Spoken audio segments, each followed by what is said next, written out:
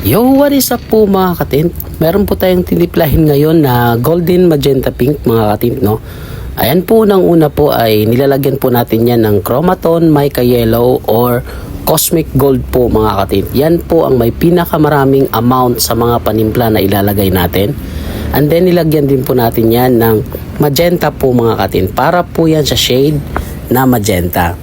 And then susundan po natin yan mga katint ng transparent white po mga katint. Yan pong transparent white mga katint para po mag-achieve ng mas mapinkish po na shade at para hindi po masira ang pagka golden effect kapag ka nasisinagan ng cosmic gold na nilagay po natin.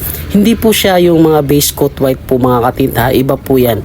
Transparent white po ang ginagamit natin mga katint para hindi po mawawala yung shade or effect ng mga mica colors na nilalagay natin. So ayan na po siya mga katint.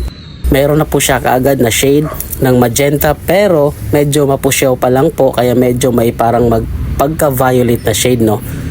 Kaya ang susunod natin dyan, dadagdagan pa po natin ng panimpla yan para ma-achieve natin yung gusto ng customer. Ayan po, nagdadag po tayo ulit ng magenta para sa shade nang sa ganun tumingkad po ang pagka-magenta niya. At the same time po mga katint, andyan pa rin yung pagka-golden effect niya, no? O ganyan po ang manual mixing. Unang-una po ay hindi po natin pinupuno kaagad.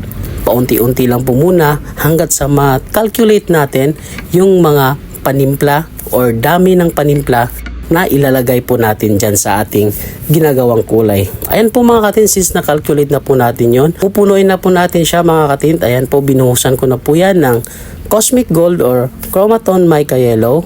And then lalagyan na rin po natin uli ng magenta at saka lalagyan po natin uli ng transparent white. Nang sa ganon, makuha na po natin yung pinakagusto nating kulay.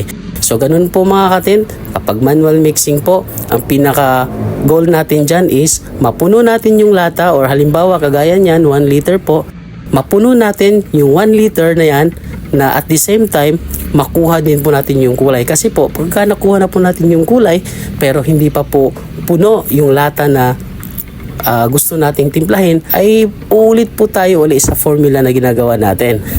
Mayroon din namang senaryo na puno na po yung lata pero hindi po natin nakuha yung kulay. Kaya ang gagawin natin dyan, magbabawas po tayo doon mga katint hanggat sa makuha natin yung kulay. Dapat maibigay natin sa customer na puno na at the same time kuha na po yung kulay. So ayan po mga katint, yung shade na yan, sa tingin ko nakuha na po natin yung pinaka sample color na binigay sa atin ni customer.